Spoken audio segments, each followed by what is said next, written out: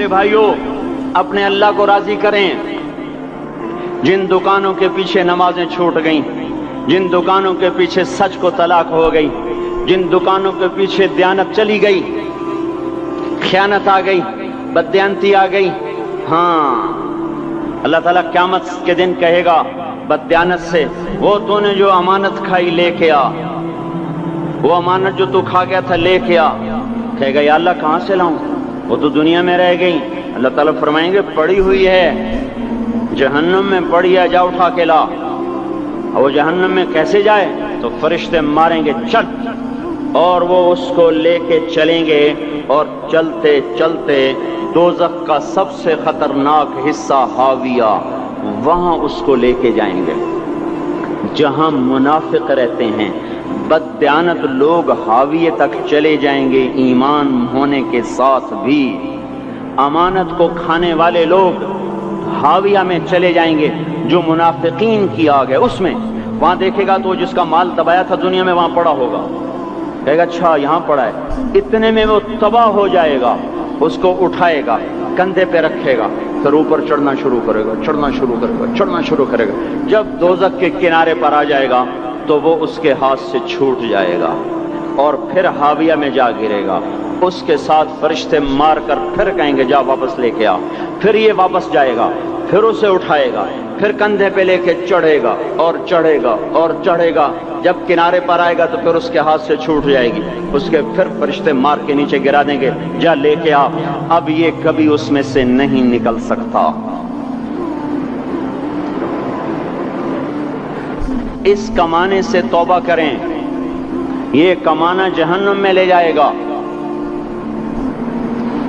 اور ادھر دوسری سنو، سَيَعْلَمُونَ الْيَوْمَ مَنْ أَصْحَابُ الْكِرَامِ، ایک فرشتہ اعلان کرے گا آج پتہ چلے گا عزت والے کون ہیں، آج پتہ چلے گا عزت والے کون ہیں۔ أَيْنَ الَّذِينَ تَتَجَافَى جُنُوبُهُمْ عَنِ الْمَضَاجِعِ، کہاں ہیں راتوں کو اٹھ کے نمازیں پڑھنے والے؟ ارے میرے بھائیو، یہ نماز کی غفلت بہت بڑی ہلاکت ہے۔ میں کیسے سمجھاؤں؟ میں تو جب بھی جمعہ پڑھاتا ہوں میں یہ مضمون ضرور بیان کروں۔ مجھے جب یہ مجمع نظر آتا ہے تو میرا دل ٹکڑے ٹکڑے ہو جاتا ہے کہ یہ 8ویں دن آتے ہیں اور باقی دن کہاں ہوتے ہیں؟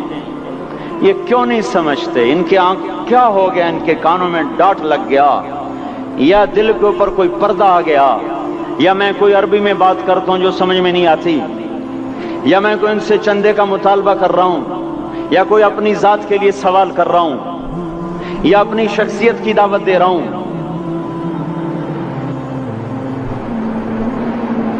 آج نماز عزت دلائے گی، سب سے پہلا اعلان ہوگا، کہاں آج پتہ چلے گا عزت والے کون ہیں، کہاں ہیں راتوں کو اٹھ کے نماز پڑھنے والے اور اللہ کے نام پہ خرچ کرنے والے۔ صرف نماز نہیں، زکوٰۃ بھی دینی پڑے گی۔ پیسہ ہے زکوٰۃ نہیں دے رہے، پیسہ ہے اللہ کے نام پہ خرچ نہیں کر رہے۔ بھائیو، اللہ کے نام پہ خرچ کرنا سیکھیں، اللہ کے واسطے اپنے آپ کو سادگی پہ لائیں اور اللہ کے نام پہ لٹانا سیکھیں۔ اللہ آپ کی نسلوں کو واپس کرے گا، صرف آپ کو نہیں، آپ کی نسلوں کو واپس کرے گا۔ آپ اللہ کو قرضہ دے رہے ہیں، کسی ایسے ایرے غیر کو قرضہ نہیں دے رہے۔ یہاں مسجدیں والے چندے مانگ رہے، بھائی مسجد کو چندہ دو، مدرسوں والے چندے مانگ رہے، مدرسوں کو چندے دو۔ یہ تو مسلمان کی غیرت کے خلاف ہے کہ اللہ کے گھر میں مسجد کے لیے چندہ مانگا جائے، اور کہیں صندوقچیاں پھرا رہے، کہیں وہ جھولیاں۔ ایسی مجھے شرم آتی ہے، یہ کرنے والوں پر بھی میں کیا کہوں، ان کی عقلوں پہ بھی پردہ ہے کہ اللہ کے گھر میں مخلوق کے سامنے جھولی پھیلاتے ہیں، اور پھر ان مسلمانوں کی آنکھوں پر بھی پردہ ہے کہ ان کو غیرت نہیں آتی کہ مسجد کے لیے جھولی پھیلائی جا رہی ہو، اور یہ گھروں میں اچھا خاصا کھاتے پیتے ہوں اور مسجد کے لیے جھولی پھیلائی جائے اور مسجد کے لیے صندوق رکھے جائیں، اور ہر نماز کے بعد مدرسے کے لیے لوگ چندہ مانگ رہے ہوں۔ یہ ایمانی اور غیرت کے خلاف، مسلمان کی سخاوت کے خلاف ہے کہ اس طرح مسجد کے لیے جھولیاں پھریں اور مسجد کے لیے صندوق پھریں۔ ہم تو اللہ کے نام پہ بے دھڑک لگائیں، اقیموا الصلاۃ وآتوا الزکاۃ، اقیموا الصلاۃ وآتوا الزکاۃ 67 دفعہ یہ حکم چلا ہے، اور ہر دفعہ زکوٰۃ کے ساتھ نماز نماز زکوٰۃ زکوٰۃ نماز نماز زکوٰۃ زکوٰۃ نماز۔ نماز پڑھنے والے زیادہ ہیں نسبتاً زکوٰۃ دینے والوں سے، زکوٰۃ دینے والے تھوڑے ہیں، پیسہ جاتے ہوئے جان جاتی۔ ہمیں نہ دو، اپنے غریب رشتہ داروں کو تلاش کر کے دیں، اپنے غریب رشتہ داروں کو، اپنے غریب پڑوسیوں کو۔ آج جو صحیح دیانتدار تنخواہ دار ہے وہ بھی مستحق زکوٰۃ ہے اگر وہ دیانتدار ہے تو۔ اگر رشوت نہیں لیتا تو آج کا ایس پی بھی مستحق زکوٰۃ ہے۔ میرا ایک دوست ایس پی کہنے لگا میں زکوٰۃ کا مستحق ہوں، حالانکہ میں ملتان کا ایس پی ہوں، کہ 15 دن میرے گھر میں کبھی سالن پکتا ہے کبھی نہیں پکتا۔ اپنے اوپر صرف خرچ کرنا۔ بچے کو کھلونے کی خواہش تھی، 1000 روپے کے کھلونے لے کے دے دیے، کیا ظلم ہے یہ؟ 1000 روپے کے کھلونے بچے کو لے کے دے دیے، کیا اللہ نہیں پوچھے گا کہ اس 1000 سے کسی غریب کے گھر کا دیا جل سکتا تھا اور کسی کے غریب کا ایک ہفتہ گزر سکتا تھا، تیرے کسی مسکین رشتہ دار کے گھر میں بھی کچھ سالن پک سکتا تھا۔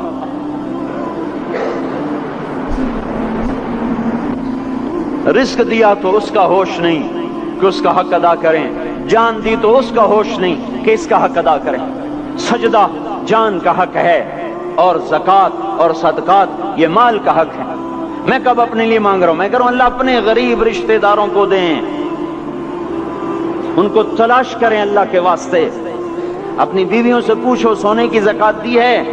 دے، ورنہ تو خود پکڑی جائے گی، تیرا زیور تیرے لیے گنجا سانپ بن کے تیری زبان کو ڈسے گا۔ ان کا میں نے تو بچیوں کے لیے سنبھال کے رکھا ہے، اس کی زکوٰۃ دو پھر ٹھیک ہے، ورنہ اسم کو توڑ کے اس کی زکوٰۃ دو، نہیں تو یہ مال پکڑوا دے گا قیامت کے دن۔ نماز نہیں چھڑا سکتی اگر زکوٰۃ نہیں دی، اور زکوٰۃ نہیں چھڑا سکتی اگر نماز نہیں پڑھی۔ مسجد بنا دی 50 لاکھ میں، اگر خود نمازی نہیں تو یہ مسجد بنانا اسے جہنم سے نہیں بچا سکتا۔ میرے بھائیوں، اپنی جان کا بھی صحیح استعمال کریں اور اپنے مال کا بھی صحیح استعمال کریں۔ ہم ایسے اندھے نہیں ہیں کہ جو بچے نے چاہا لا کے دے دیا، جو بیگم نے مانگا اٹھا کے دے دیا۔ نہیں نہیں، ہم پہلے دیکھیں گے اپنے اوپر۔ حضرت عثمان رضی اللہ عنہ کے پاس ایک سائل ہے، حضور سے مانگنے آیا، آپ نے کہا عثمان کے پاس چلے جاؤ۔ عثمان سے مانگنے گئے تو آگے بیوی پہ لڑ رہے، کس بات پہ؟ یوں کہہ رہے وہ باہر چھوٹے چھوٹے گھر ہوتے تھے تو باہر آواز آ رہی، بیوی کو کہہ رہے اللہ کی بندی رات تو نے چراغ میں بتی موٹی ڈال دی، وہ بتی ڈالتے تھے نا اس کی روئی کی، تو تیل زیادہ جل گیا۔ تو یہ کہنے لگے یہ کس کنجوس کے پاس بھیج دیا؟ جو بیوی پہ لڑ رہا ہو کہ تو نے بتی موٹی ڈالی ہے تو یہ مجھے کیا دے گا؟ مجھے دمڑی بھی نہیں دے گا۔ جب ان کو باہر بلایا اور خیرات مانگی کہ وہاں سے آیا ہوں، تو انہوں نے اندر گیا، ایک تھیلی اٹھائی، نہ پوچھا کہ کتنے چاہیے، نہ پوچھا کہ کون ہو، 3000 درہم اٹھا کے دے دیے۔ وہ حیران ہو کے کہنے لگا یار ایک بات تو بتاؤ۔ کہا کیا؟ کہا یہ مجھے تو نے اتنے دے دیے کہ میری اگلی نسل کو بھی کافی ہیں، اور خود بیوی پہ تو لڑ رہا تھا کہ بتی موٹی کیوں کر دی؟ کہنے لگے وہ اپنی ذات پہ خرچ تھا، وہ پھونک پھونک کے کرنا ہے، یہ اللہ کو دے رہا ہوں جتنا مرضی دے دوں، یہ تجھے تھوڑا دے، اللہ کو دے رہا ہوں۔ تو اپنی جان کو بھی لگائیں اللہ پر اور اپنے مال کو بھی لگائیں اللہ پر۔ اور میرے بھائیوں اپنی کمائیوں کو حلال پہ لائیں، اور بیویوں کو سمجھا دیں کہ ہم تمہاری خاطر دوزخ میں نہیں جا سکتے۔ یہ ہم اس پر توبہ کریں، اس پر توبہ کریں، اور یہ آبادی ہر وقت ہونی چاہیے مسجد کی۔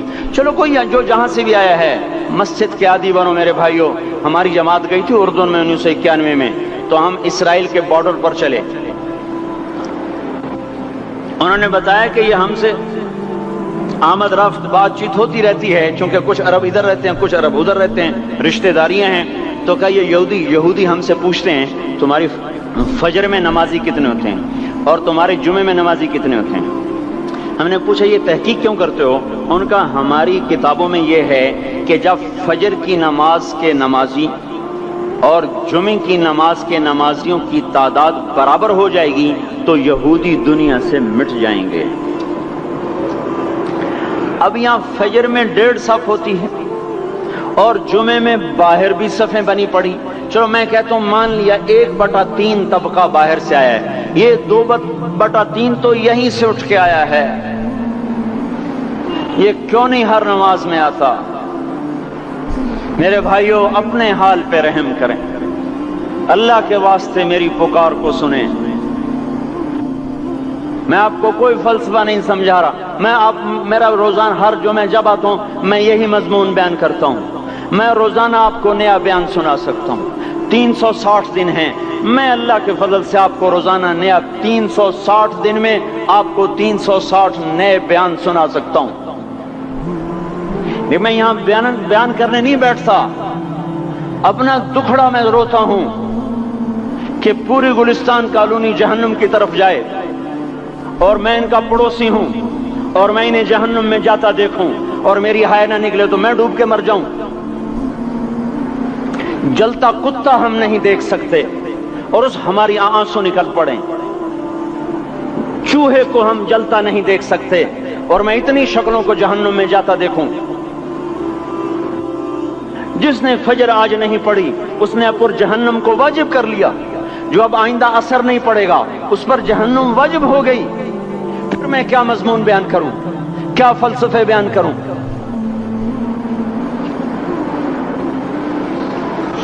اس لیے میرے بھائیوں اپنی ذات پہ رحم کریں، اپنے بچوں پہ رحم کریں، اپنے گھر والوں پہ رحم کریں، مسجد کی دوڑ لگائیں، اپنے مال کو اللہ کے نام پہ خرچ فرمائیں تاکہ یہاں بھی جہان بنے اور وہ بھی جہان بنے۔ کیا زندگی ہے، چلتے چلتے سانس نکل جاتا ہے پھر یوں مٹ جاتے ہیں جیسے دنیا میں کبھی آئے نہ تھے۔ پوتے پوچھتے ہیں ابا دادا کی قبر کہاں ہے؟ ابا کہتے ہیں بیٹا یہیں کہیں مل گئی، پتہ نہیں کہاں ہے۔ آج تو اگلی نسل دادے کی قبر نہیں دیکھ سکتی۔ ہم اس دنیا کی خاطر اللہ کے باغی ہو جائیں۔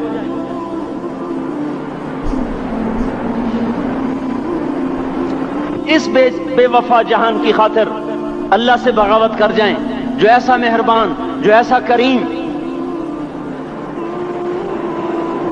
تو اس لیے میرے بھائیوں اللہ کے واسطے اللہ کی بارگاہ میں توبہ کریں اور اپنے اللہ کو راضی کریں۔ یہی میری فریاد ہے، یہی میری پکار ہے۔ میں بھی توبہ کرتا ہوں، آپ بھی اللہ کی بارگاہ میں توبہ کریں کہ کوئی کام اللہ کی منشا کے خلاف نہ ہوگا۔ اللہ ہم سب کو عمل کی توفیق بخشے۔